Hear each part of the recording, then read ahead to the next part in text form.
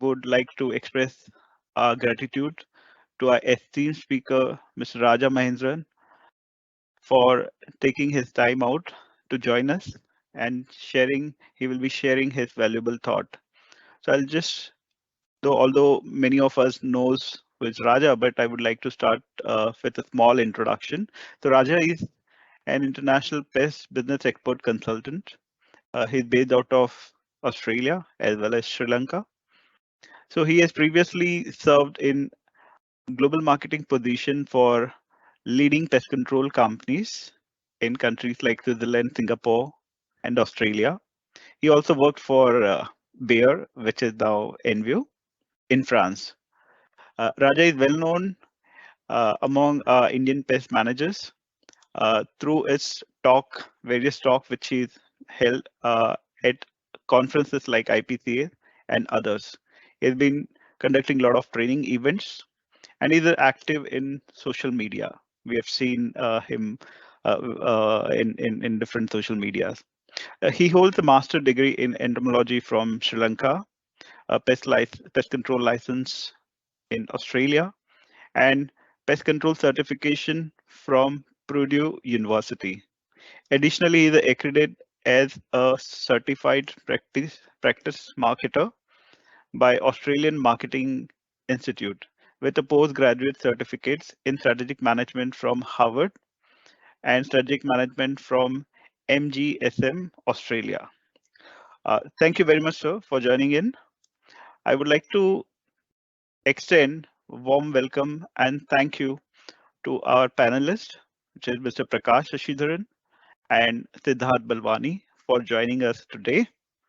I would introduce them. Prakash is Managing Director for Orient Pest Control Service Private Limited. It's a pan-India pest control organization serving for more than 72 locations, right, covering the entire country's length and depth. He's a first-generation entrepreneur, and he's been serving as a president. He has served as a president of IPCA also from 2019 to 2022. Uh, Orion Pest Solution has in existence for last 24 years, and 700 plus employees are working around in its organization with a turnover of close to 20 crores. So that's wow. Thank you so much, Prakash, for joining in. We have Siddharth Balwani.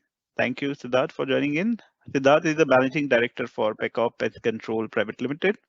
He represents the second generation of the founder family of Pecop. Siddharth started his career with HSBC and later he joined Pecop in 2006, where he gained expertise in branch management, pest control service, and more about industry.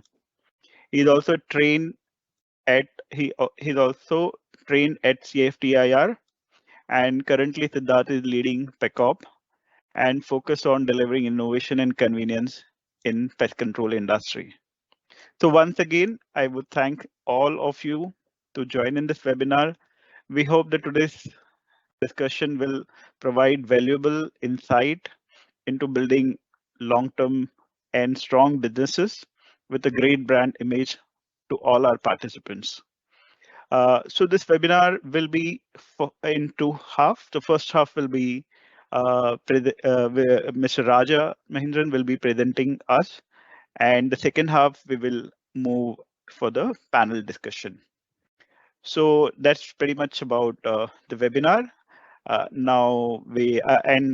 would like to also thank Deepika Poha. She is heading the marketing department in Enview, and she's also present over here. So now I would hand over the mic uh, to Mr. Raja Mendran so that we hear his thought on that. Just allow me a minute to share the screen. Thank you. Yeah, Mr. Raja, I hope can you hear me? Yeah, I can hear you. Yeah. Yeah, please go ahead. Yeah. So greetings and a very good evening, everyone. It's always a great pleasure and honor to be with the Indian pest managers. And I'm aware that there are other pest managers from other countries as well. So greetings to all of you. I'd like to thank Manoj and Deepika and Enview for the invitation, and great to be with Siddharth and with Prakash this evening as well. And I'm really very excited to share this webinar with you, thinking long term to create a strong business and to create a great brand. So I'm ready to share with you. And first of all, I'll just have a sip of my hot Ceylon tea. And then we are ready. I'll share the screen now.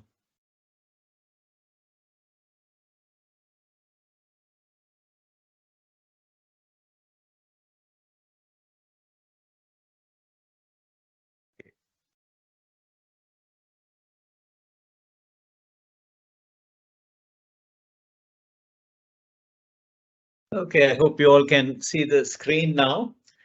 So the purpose of this webinar is to share with you some tips that you can practice in your daily business. This is a huge subject, of course, but I'd like to share with you 3 P's to build a strong business and 3 P's to build a great brand image.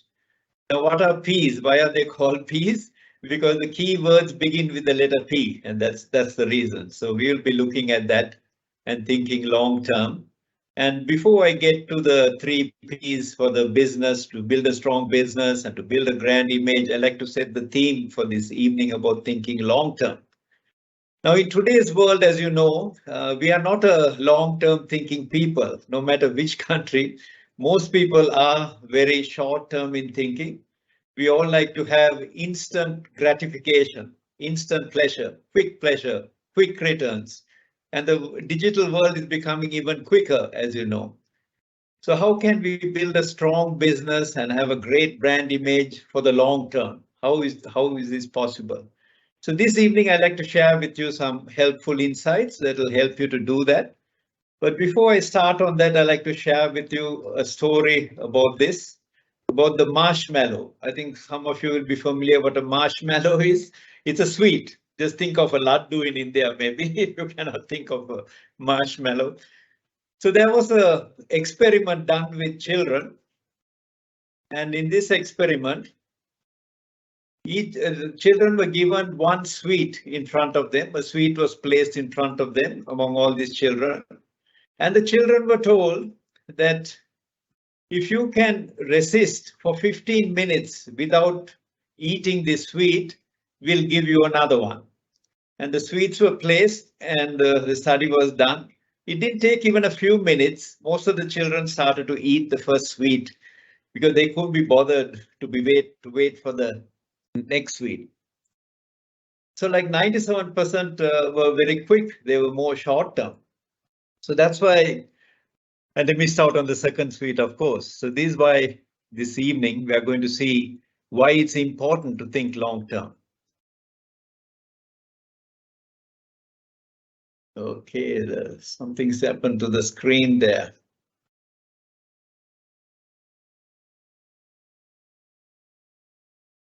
Sorry about that. Went right to the end of the screen, end of the presentation. Okay. So it's all short term. People wanted to finish for the day. Okay, thinking long term. Now, why is it that thinking long term should be your short term strategy? Now, I gave you the story of the sweet where the kids didn't wait, or the children didn't wait for the second sweet, because the first sweet is an instant reward. So when it comes to long term thinking, you do need to give yourself a short term or a quick reward. And that is to plan for the long term should be your short term strategy. You should feel excited about the long term by treating yourself to something special for starting this process. You shouldn't think that long term strategy means something that you do much later, so there's a long time to wait. Is everyone able to see the full screen? I have something else coming. Manoj, I have your voice. So can you make it into presentation mode? I can see the slide, but it's not in presentation mode. Thank you for that. Okay. Yeah, thank you. It's now working. Yeah, thank you. Okay. So how can you make a long-term strategy in the short term? Well, you cannot keep putting off saying I'm going to make a long-term strategy. You need to start preparing the long-term strategy now, and you need to reward yourself some sort of an instant gratification for having started the process. That is why it's important. And as I mentioned before, today we are living in a world that thinks short term. So why think long term in a short term world? I think most of you would have heard of the Amazon story, the success story of Amazon, the company. Now, when these companies, when they share their insights on how they have been so successful, is that they found that most of their competitors thought short term, or they, if at all they thought long term, they were thinking more of like 3-year term plans. So Amazon really went on to planning long term for 7 years, for example. And at the 3-year level, there was a lot of competition, but at 7-year level, there was less competition. So that is why they were able to be more successful by planning longer than the others. So this is something for us pest managers, be in India or overseas in other countries, to think long term in a world where many are thinking short term. So you'll have a good competitive edge if you think long term and plan long term. So it is easy to fit in. The easiest way to fit in is to be short term, of course, where everybody else is thinking for short term. And to stand out really requires long term. As you know, in today's pest control market, it is very hard to stand out. And from the consumer's point of view, or the procurement manager's point of view, when they look at pest managers, they all look the same. They all promise to deliver the same thing, and to stand out, we don't see anyone standing out. So as a result, they go by price.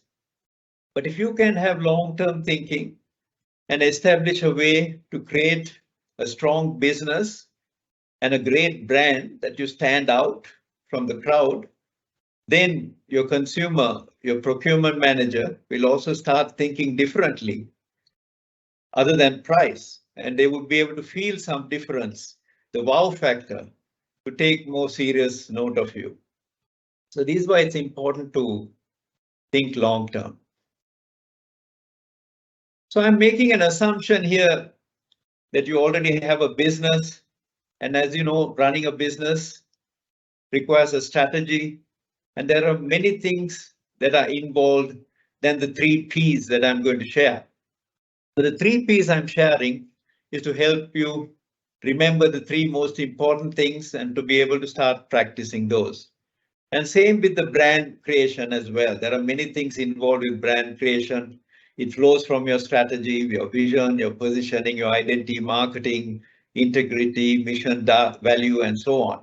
But today we are going to focus on 3 P's to create a strong business and 3 P's to create a great brand.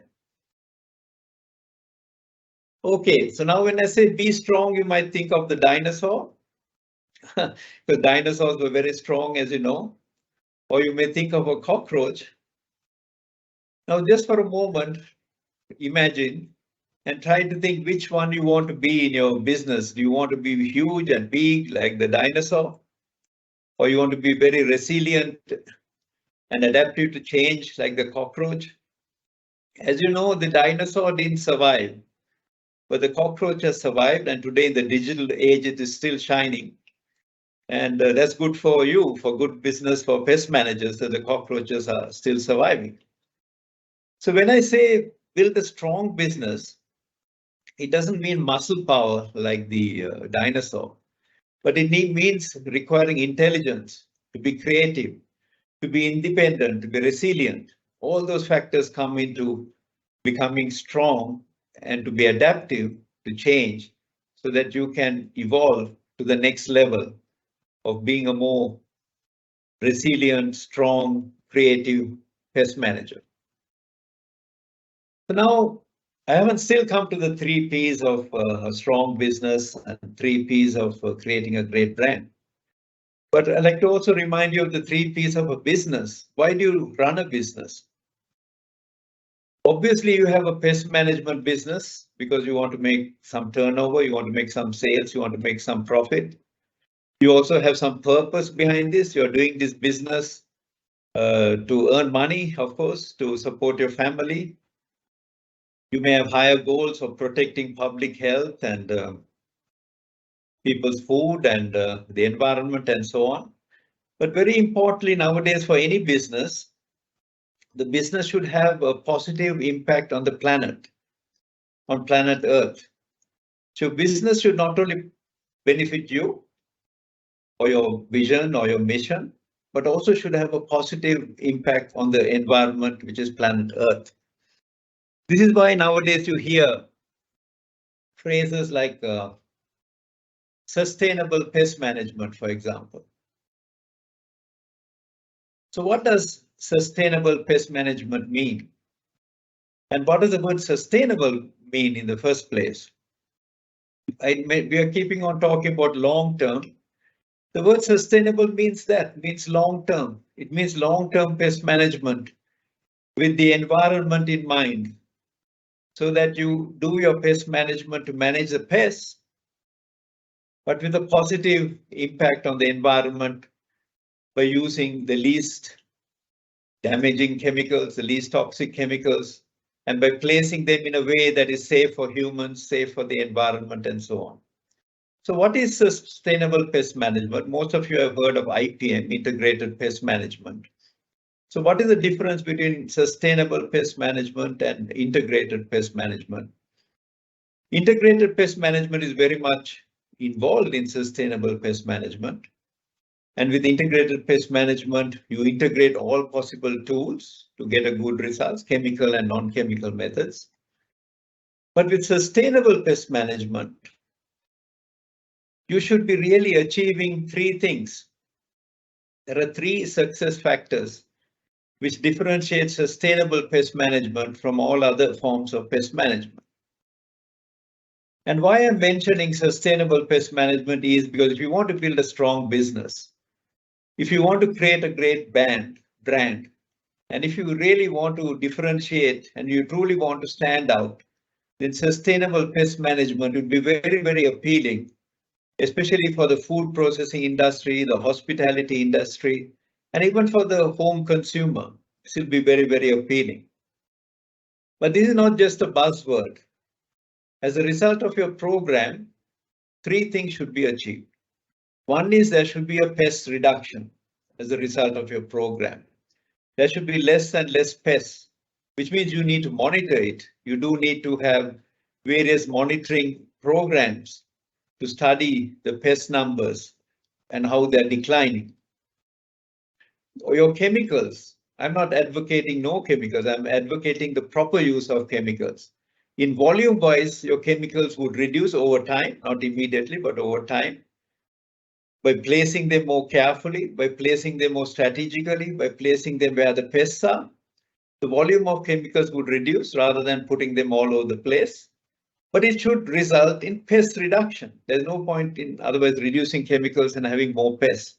So the whole idea is to reduce the number of pests.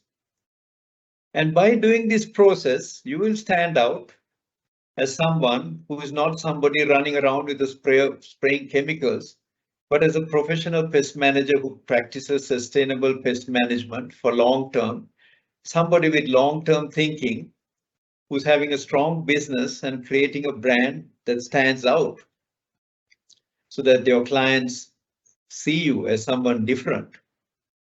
And they should see you adding value as a result. So by controlling the pests, reducing the pest numbers, using less chemicals in their factory or food processing place or in their hotel or in their home, by being more strategic in your placement and by monitoring and actually sharing with them information as to how the pest numbers are declining and how you're monitoring the results, they will see some value in your service. So if they see value in your service, you should be in a position to charge more as well. I know some of you are always complaining that other pest managers are charging less and you're not able to compete. But if you take to sustainable pest management, long-term thinking, and create a strong business and create a great brand, then your value will definitely go up and your clients will be willing to pay more for you than to others. You'll be able to take them out of the price equation and to think more value. For this, you need long-term thinking, and you need to create a strong business and a great brand. So now I'm coming to the 3 P's that I wanted to share with you. The 3 P's to build a strong business, and later I'll share with you the 3 P's to create a great brand. So what are the 3 P's to build a strong business? The 3 P's, and they're called 3 P's, as I mentioned before, because they all begin with the letter P so that you can remember it easily. It's people, process, and product. So who are these people we are talking about? What sort of process are we considering?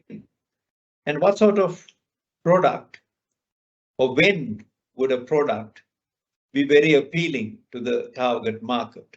So these are the 3 P's we are going to consider. Starting with people. So who are these people? Very often you may think people means your own team in your own company, yourself and your team, your technicians, your office staff and salesmen and so on. Actually, people involve more. They involve your team, of course. They also involve your clients. As you can see, and your partners like Enview, for example, all involve people. So it's not only your team that consists of people, your clients consist of people. Your clients are your hotels and your food factories and so on, your homeowner. And your strategic partners like Enview who support you also involve people. So you should develop a very close relationship with your people, your own people in your own team, your clients, they are people as well. You're not dealing with a company, you're dealing with people in a company. You should develop close relationships with them and also with your strategic partners. You should develop very close relationship. I wonder whether some of you can recognize a guy there who's holding up the posters. Before we started this session, we were having a chat about airlines, and here is Charles Branson. As you know, Charles Branson, he has some famous quotations. And one of the quotations that you may know is that he says, if you consider your people first, then your business will go very well. If you treat your people extremely well, and people, I would include your team, your clients and your strategic partners, the people in these sectors. If you develop a very close relationship, then your sales, your profits, everything will grow as a result, because everyone will feel motivated and everyone will work as a team. Not only your team, but your clients and your partners like Enview all working together can only make your business stronger and grow stronger. Charles Branson also said that if you train your people well enough so that they know enough to leave, but if you treat them well enough, they'll not want to leave. So this is often very often a fear among companies to do any training or looking after the team well, because they feel they'll leave. They feel that about their own team, they feel about the clients, they feel about the strategic partners as well. And this shouldn't be there. We should really open out and be very close to one's own team, the people who are clients, and also with our strategic partners, and bond a very strong team so that you can develop a strong business. Because your strategic partners like Enview, for example, can help you grow your business. And your clients too can help you by giving you good referrals, for example, if you do a very good job. And you take care of your own team, they will treat the clients well, they will deal with the strategic partners well, and be able to grow the business together. The second P in making a strong business is process. So what do we mean? How do you process, or what do we mean by the word process, first of all? What sort of process are you doing?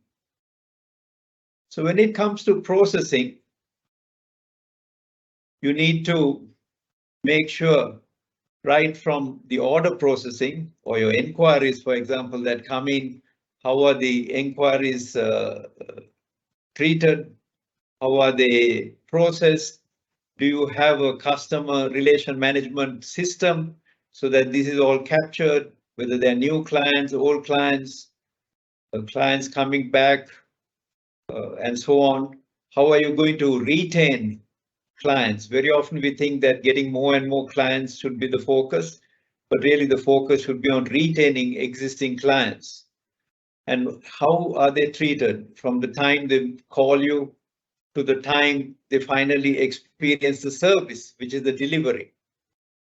And after you deliver your pest control treatment, or how you would deliver your pest control treatment. Are you going there just to go around spraying some chemical, or are you going to really go there and provide a sustainable pest management? These are things that you need to consider and have it all written out as to your process, from order processing to delivery. And also your finance. You really have a process that captures the profitability of every job you do, whether you do one home somewhere or whether you do a hotel or a food processing factory. When you carry out a pest control treatment, it could be an ad hoc treatment, or it could be a 1-year program or longer. Do you really have the finance set up so that you know all the inputs that go into that service? What does it really cost you for 1 hour? If your technicians go and stay in a house or factory or wherever for 1 hour, what does it cost? What does it cost if they have to drive in your traffic for 2 hours? What is the cost there? Do you have your finances in order in a process system so that you can really see what is going on? Do you really know the Pareto principle of 80-20? Usually 20% of your clients will be bringing you 80% of your business, and 80% of your clients will be actually costing you much more with your time and so on. So do you really have a list of these clients, and really do you know where you need to spend more time? Where is your return? Do you really know this? So this has to be very clear in your process, from the time somebody calls you to the time that you actually deliver the service, and in the background, all the supply chain, the finance people, that they all work together to identify the inputs, what they're costing you, and to ensure there's profitability in each job. It's only by doing that you can make a strong business for the future. Okay, so when does your product make strong business for you? The third P in building a strong business is product. So how does the product make a strong business for you? I know you will say that I'm providing a service and not selling product. But there are two types of products. One are tangible products. Those are products like what Enview innovate, manufacture, and supply. And there is intangible product, which is your service. But it is a product nevertheless. So that is the product I'm referring to, your service. So your product has to be very relevant to the target market. So when it is very relevant to the target, it starts making strong business for you. So who is this target? Is the target the homeowner? Is that your main focus of your business? Or is it the hospitality industry like hotels and restaurants and cafes? Is that, or is food processing factories? Is that your focus? All three can be also a focus for you, and you may want to do it. But then your product must be relevant to all of them and packaged in different ways to make it very relevant to them. You can't go with a homeowner package and try and sell it to a very sophisticated pharmaceutical company, for example. So you need to package your product or service to make for the target, for it to be very relevant to the target. And of course, your product or service that you're offering, there has to be a need in the market, of course. So what a homeowner needs and what a pharmaceutical plant needs and what a hotel needs or a cafe needs or an airline needs can be very different. And that is why your need, providing this need, meeting their need has to be very, very relevant. So you need to start with the target and how you fulfill the need to that target. And then you need to see how you're different. In what way are you delivering this product, this service, in a different way to others? You don't have to be the biggest company in the market. You don't have to be the mid-size or the smallest either. Whatever your size, you can deliver the service in a different way to others so that you make an impact, so that the difference is felt. So unless the difference is actually felt by your clients, you're not making much difference. They should go, wow, when they call your company, for example, and your receptionist or whoever answers the phone, they should go, wow, this person is different. This person seems to know about what I'm looking for. Or when they meet your salesman, or when they meet your technician or your supervisor, or if there's a call back and so on. How do you differentiate? This is something that should be very clear about your third P, product, which makes the strong business. So that was about the 3 Ps to build a strong business. And now let's focus on how to build a great brand. Because for the strong business, a great brand is very, very relevant. So what are the 3 Ps of building a great brand? So one is, of course, promise. The other is performance. And the third one is positioning. That's why these are 3 Ps. They all start with the letter P. So what are you promising? How are you going to perform? And with positioning, when do people start to see a difference in your positioning?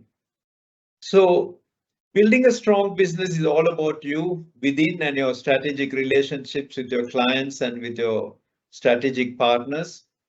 And when it comes to brand, it's about how everyone sees you, not how you see yourself.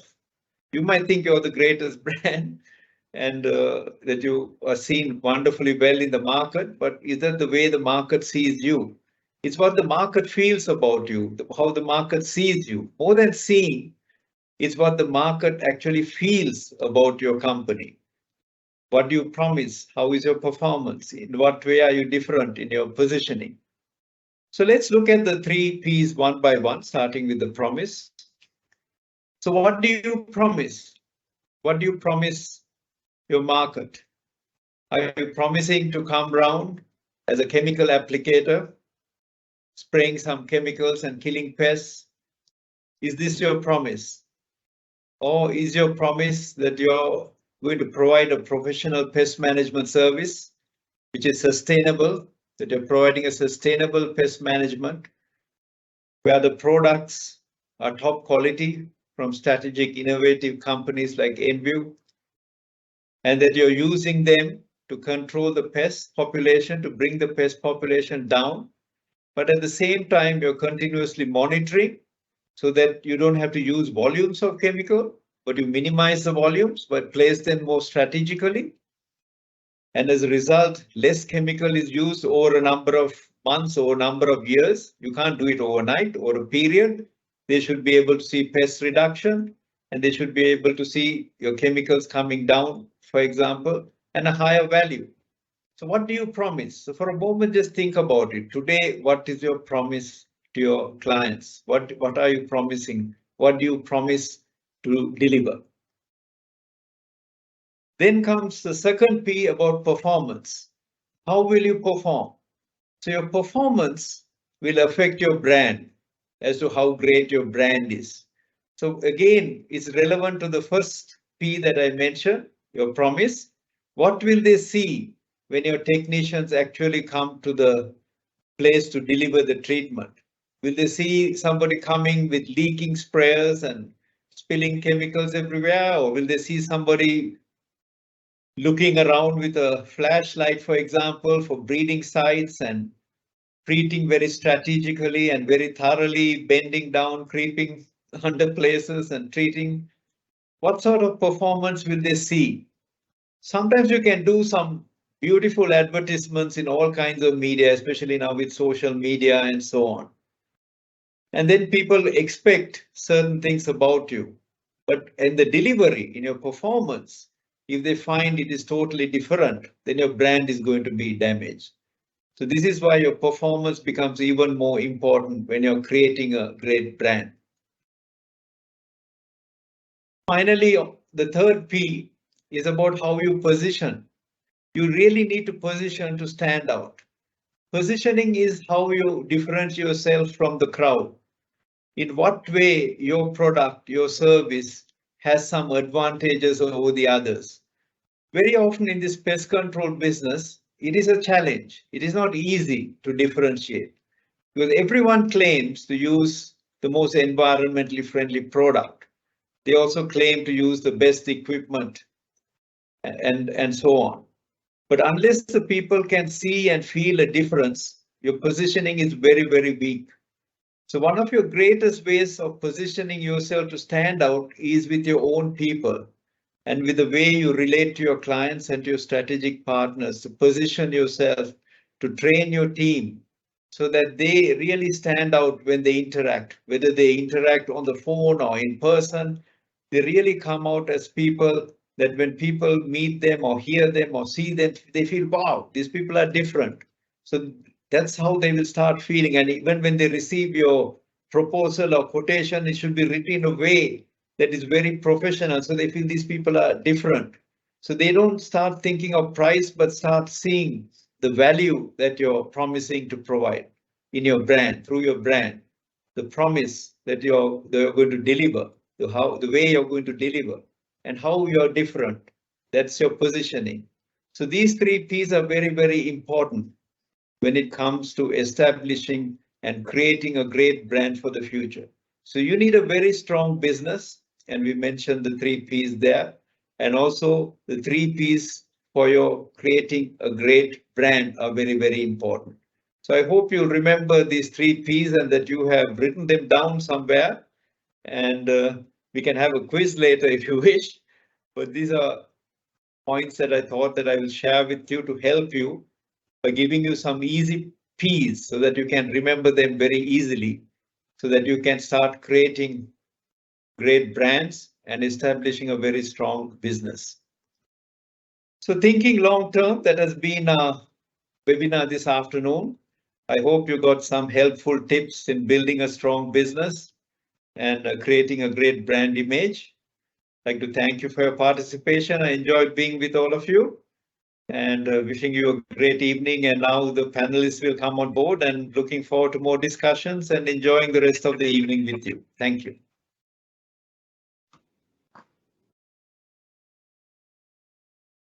Yeah, thank you, sir. I think it was a great sharing of your valuable thoughts and the important points on long-term thinking on for business building, right? I would like to acknowledge you for very nicely structuring the whole information and presenting it to our audience in a very simple mantra, which is 3P, which anyone can remember. And just to summarize, what we covered is the 3Ps for business, which is profit, purpose, and planet. The 3Ps for building strong business, right, which is people, process, and products. And the 3Ps to build a great brand, which is the promise, positioning, and performance. You have quite well stressed the importance of sustainable pest management, which I believe would be a key for any pest management business or any businesses, not even pest management, to survive in long run. And I really like your ideas of, when you train the people, they may leave, but if you treat the people well, they will be long term with you. So thank you so much, sir. Now we would move for a panel discussion, right? And maybe first, I would like to ask maybe Rajesh, sir, can you stop sharing the screen so that we can see the panel? Yeah. It has stopped. It has stopped, it says. Wait, let me. Yeah, I can see. Yeah, I'll just close it. yeah. Oh, oh. Has it gone? Uh, just a second. I think you have to close it from your end as well. Yeah, yeah. Just a second.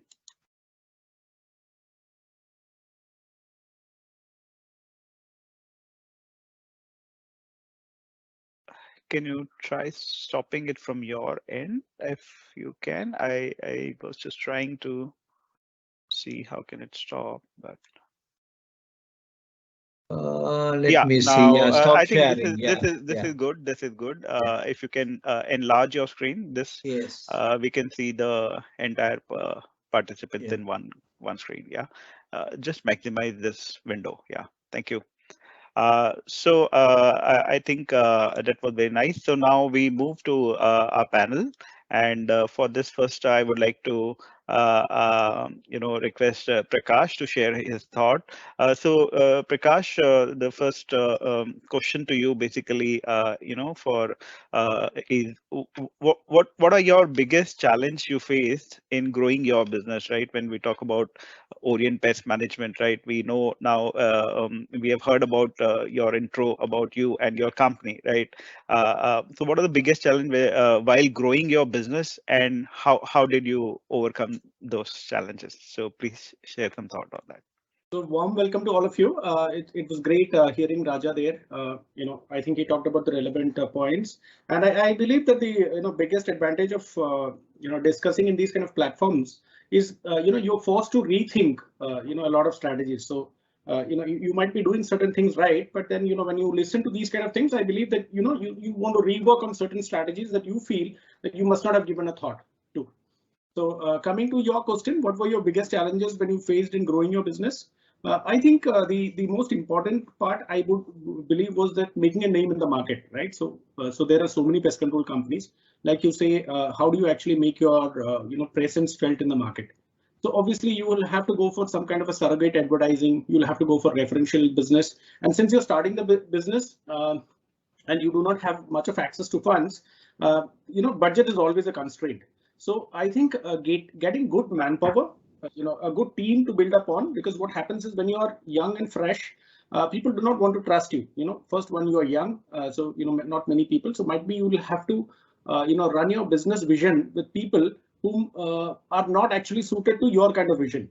But over a period of time, I think if you invest in manpower properly, and if they start seeing that this is a person worth trusting, then I believe that your complete perception changes, and then people start trusting you more, and slowly you start developing the team. And I always tell my team members this, that it is like going out for fishing.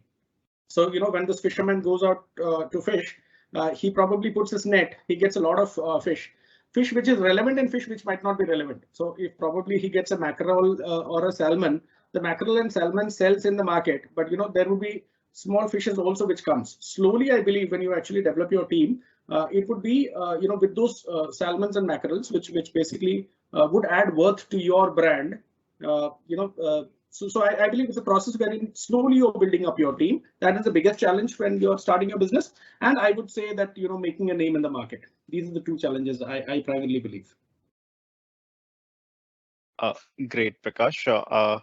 Maybe if we can hear from Siddharth also in similar line question, how was the situation for you, and how did you manage to overcome these business challenges what you had? So yeah. Okay. So just before Siddharth, we'll hand over the mic to you. Raja sir, can you stop sharing because nobody's really able to see the screen. We're just seeing, not the No. the. I'm Uh, not sharing. I'm not okay. sharing at all. I think It says Deepika share and the function is there. now it's fixed. Now it's fixed. So Okay, it's visible now. Okay, great. yes, now it's fixed. Yeah. All right, Yeah. over to you, Siddharth.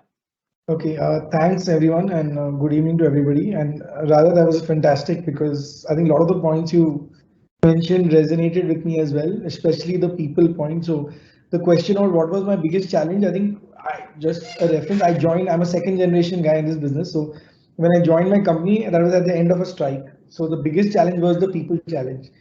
To win the trust of our employees back, there was obviously a disconnect with our employees, and that was the challenge which I fixed. And that was a lesson which I took very early in my business, is that when you go on a journey to build a brand, your people have to go with you on that journey. So somewhere if you lose that trust of your people, it can really put a spanner in the works. So I think I spent the early part of my years actually fixing the people. And I'm talking about people, I'm talking about the technicians, because they are the ones who really deliver the services. I mean, of course, managers are important. Of course, salespeople are important, but the guy who at the end of the day delivers the service is the key man in the business, and taking them along on your journey is very important while you're growing. And you can be talking about growth and other things, but if that person is not with you on that journey, it's tough to grow your business. So I think my challenge was getting the people, the technicians to, believe in us, resolve their problems, hear them out and solve their problems, and then make sure consistently now for the last 16, 17 years, we have very good relations with our workers, and that's really helped us grow. So I think taking people along is the biggest lesson I would, and the biggest challenge I had when I started. Thank you, Siddharth. Yeah, people, the first P of any organization is people, right? So that's very important, and very nicely you have shared how did you tackle that challenge, right? So next question, I would continue with Siddharth, right? So Siddharth, so how did you go about establishing your company brand? Now, Pekop is, one of the leading brand in the country. For any newcomers like who's starting the business or started a few years back, what are your tips and suggestion to make a company and establish a brand? So I'll just go with one of the things Prakash said, that advertising, like, okay, so innovation and advertising, two things, because advertising is expensive, but innovation is not necessarily expensive. So one of the early things Pekop did was give an extended warranty to buildings in Bombay for letting us put a board on their building. So Pekop actually became quite popular in Bombay because we had those boards saying this building has gotten termite treatment from Pekop. And actually that didn't cost us anything except for those extended warranty years. And that was an innovation which didn't cost much but really helped us become popular. When I started working, I used digital marketing quite significantly. In fact, we were the first company to use Google Ads and search marketing in 2007. When I think we were the first company to do it at that time. And that at that time was not that expensive. It was actually quite cheap, because that time other medium newspaper was far more costly than digital. Now, of course, that game has changed a bit, and that also helped us to use cheaper and innovative modes, which have now become popular. Like if you see the journey from digital, actually back in 15 years back, it was quite reasonably priced, and now it has become the #1 medium of advertising. So using innovation and advertising is what I would suggest is a great way to build your brand, because people need to hear about you. If you don't tell people about your company, no one's going to hear about your company. However good your product and your process is, you have to let people hear about your brand and your promise.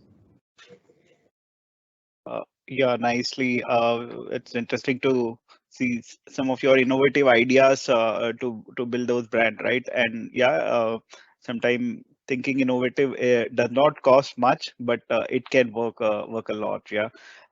Similar question, I would request Prakash to share his thought. How did you go about establishing your company as a brand, and what your advice for our new companies and fellows in pest management industry? So, like he very correctly said, since pest control is not not a business which basically can give you a lot of advertising margins. What we did is a couple of innovations. Like I completely remember this Pekop thing when I actually went into Mumbai. I was very impressed by what it meant at that point in time. So a couple of things that we did, from our point of view, like you said, in terms of innovation, is that we had got a mall right at the start. Okay, so we had got a mall in which the margins were not very high. But I understood one thing for sure, that, in the mall, that being the first mall in Calcutta, I knew that there would be a lot of footfall. So what I did is, I ensured that there were 2 manpowers with my, complete t-shirts, and this guy basically carrying it and moving across the mall continually. Okay, that was one particular part. So what happened is, all these people who started coming into the mall started seeing the brand was, more recognized. Number 2, on the Roda boxes, which was basically placed at that point in time. So it was, it was like mostly rat cages and all that. That time it was not Roda boxes. I'm talking about way back in 2001, 2002. So on those rat cages also, we used to say that, in case, you find anything, please call us on our, a customer care number. So we had all these fancy numbers. We have a number which is very easy to remember, 9800123456. So you cannot miss out those numbers. Strategically, we used to place that. So that was like what I would call surrogate advertising. So you have access to a particular customer's property. And when we were actually accessing the property, we ensured that in all those letterboxes, our mailers basically goes inside. We might actually go to one particular, house, flat in the society, but we ensure that we reach we reach those flats which are not our clients yet, and we basically, make a noise about ourselves, because low cost advertising, surrogate advertising, I would say, small places with small stickers.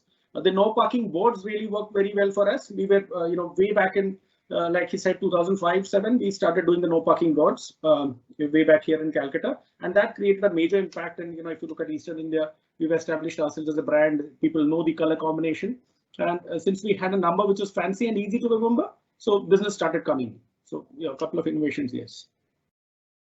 Great, nice to hear some of the ideas from your side too. So next question, I would continue with Prakash.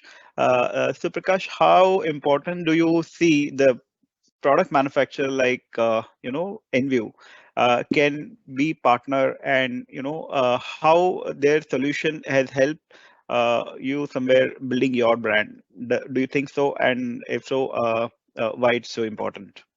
So I can tell that pedigree always helps. So piggybacking, I would say piggyback, in terms of marketing strategy. So when Enview used to be Bayer, one thing that was sure to have people suddenly associate yourself was basically the brand name Bayer, right? So when we said that we are the authorized PMPs for Bayer, it made a positive impact. Number two, when we say that because of Bacon Spray, it is not that everyone in the world today knows Bacon Spray, and Bayer, the kind of brand it is established. And when we have a certificate, I really appreciate Enview then Bayer for actually getting that certificate of conformance or certificate of innovation in terms of ensuring that we are premium partners with them. This helped us establish our brand. So each place that we used to go, we used to tell that we are associated with Bayer, and this is the brand that we are going to work with.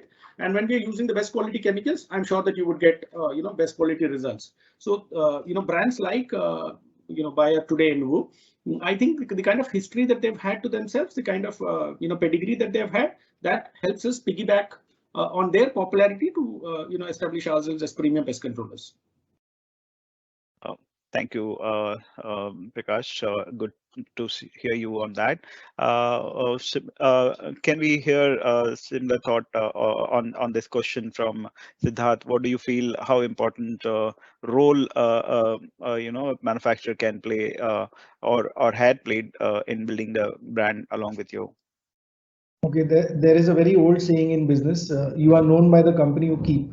So keeping company with the right people is always good for business, and being with credible brands is always going to enhance your image. So I completely agree with the points Prakash mentioned. I mean, similar points on that front, but having strong business partners is definitely an asset to any business. I mean, people do ask questions: what chemicals do you use? The customers do have that query very often, and when you give them a name they're familiar with, it really makes an impact. Like if they've not heard of you, like if I don't know you but I know your friend, then you're my friend. So that recognition of the brand really helps establish our credibility. In case the customer hasn't heard of us, that suddenly puts us on the same, oh, you guys also work with them, so great. So that's, like I said, you are known by the company you keep. So that's the line I would go with. That really helps us establish our brand as well. So one last question. It will be for all the panelists as well as the speaker. To continue with Siddharth, right? So Siddharth, how do you see the industry has changed, past few years, and what changes you see in coming near and future and distant future? So what do you feel on the trend which is happening in the industry? So one of the trends I've noticed is definitely the consumer is a lot smarter. He has a lot more knowledge. He knows he has a lot more choice, because now it's easy to search for businesses. That is one. for sure. So that's a challenge where the consumer is more knowledgeable. Therefore, we need to up our game and make sure we know more than the customer. Because sometimes that's like because customers a lot of them have access to information earlier they didn't have access to. That's one challenge. Definitely the digitization of the business has gone up. So I think other than the actual chemical, the service delivery part, where increasingly look around you with technology playing a part in finance, in UPI, in all facets of business. So technology will definitely play a bigger role than what it used to play 15 years back. And the third biggest challenge, again, the people and the cost of people, because that is for sure going to increase in the next, coming decade, and providing service at a great value. Because we were, like Raja also mentioned, we complain, but we have to understand there is a challenge of providing service at value, and people have to see value, and therefore managing the cost of people while delivering value will be one of the three challenges I would like to highlight. Thank you, Siddharth. Now, Prakash, what's your thought on these trends? So I believe the biggest challenge that's going to come into the pest control industry is definitely going to be skilled manpower. Skilled manpower, when I mean, see, today people have a lot many more options. And if you look at the labor workforce, which was actually serving us, today we have the privilege of working across India. So even in remote areas. So what I was finding is there is something called reverse migration which was happening. So initially used to have a lot of poor states. So poor states being like Bihar, UP, the rest of Bengal and all that. People who were migrating, and then you always had a good manpower strength in if you look at the workforce specifically in Mumbai, you would have found that a lot of people from Bihar and UP were working. Now the economies in UP and Bihar going up, or probably an MP doing well, or a Chhattisgarh doing well, wherein there's a much more opportunity in their own home state. They would actually compromise on 2,000 to 3,000 rupees to ensure that they stay back somewhere closer home, because all of these guys come from agricultural backgrounds. And today, with agricultural subsidy also being very high, I believe that the skilled manpower is definitely going to be a big issue. And number two, that I from that perspective that I can look at not only the skilled manpower, even if you have manpower at your resource, the manpower trying to do pest control, I think, would be very less, because pest control is a tedious job. One, a lot of bending, a lot of this one, he has to actually travel across the city in, hot climates. And if you look at the average payout that we would do probably in pest control, I think a normal housekeeping agency would give that. And he just has to basically, probably do a mopping in an AC environment. So from an AC environment to a non-AC environment, wherein he has to basically work, in the sweltering sun, and probably at almost the same pay scale, why would he do pest control? So I believe pest control costs are definitely going to go up, and unless the customer realizes that like Siddharth said, and I agree with him, that you have to be a value proposition, that you will have to differentiate yourself technologically as well, that you're providing services, and gone are those days when you can actually afford to provide fixed manpower to any site, because fixed manpower is becoming a very, very costly game. And the number two challenge that I always feel is that the customers are becoming more conscious, and customers down the line, I think 10, 20 years from now, at least 10 years from now, I can see a complete radical change in terms of going for green pest control, or probably the way we would actually look at chemicals which are very, very less toxic. That is good news for organized players, because there's a lot of unorganized players in this. And I think times of crop science, wherein you are using a lot of toxic chemicals for delivering pest control, I think that would be on its way out, which is again good news for companies like Envu, which have invested completely in environmental science. I think that's going to be a big positive going forward. Thank you, Prakash, for sharing your thought. Now, I would request Mr. Raja, since we have heard, some of the trends which are going on India-specific market, if you could share some of the quick tips or things which are happening in global, and something which we can, our Indian pest companies can learn from it, and can be a kind of first mover to bring those adapting those practice into the country. Some quick 2-3 tips if you can share, it may be helpful for our participants. So yeah. Okay, thank you, Manoj. And actually, both Siddharth and Prakash covered a lot of the trends that are happening in India, which are also global trends. So it's a bit of a challenge to try and find something very different. But I like to share a few things, and one is Of course, digitalization is happening, like what Siddharth mentioned, and manpower being a challenge, what Prakash mentioned. A lot of the countries are facing this challenge of attracting people to this industry, to the pest control industry. I mean, in the past, families started this business and they managed to find a few workers to do it. And now there are so many interesting things for workers to do, and there are other interesting jobs for people. So it's becoming more and more difficult to get people to come and do pest control. So pest control has to become more interesting than other sort of jobs that they are going to. And that is where digitalization and making things more exciting will come in. Of course, what Prakash said is true. It does still require some, creeping, crawling, climbing, that sort of work, and non-AC kind of environments and so on. But even for such situation, now digitalization may come helpful, and it may help to draw more younger people. If they're going to use more computers, more handheld devices, they may see it as more interesting. Because even in the West, they're finding it very hard to find people to go around just changing rat bait. Because some of the guys have got so many jobs to do, opening these plastic stations, changing bait is becoming very dull and routine. And it doesn't give the technician the time to think about what they're doing. It's not, the job is not changing bait. The change is to manage the rodents or the pests. So to change that, nowadays, there are more digital sensors coming into the market, where you don't have to open each and every box. You only open the box that are relevant, where the rat may have eaten the bait, or the bait has become old, or there's less bait and so on. And this can be monitored from an office situation and go out to change only where required. I'm just giving one such example to do with the rodent control. But these can be extended for termite control, for general pest control, and so on, where the job has to become more interesting so that you can draw better people into the field.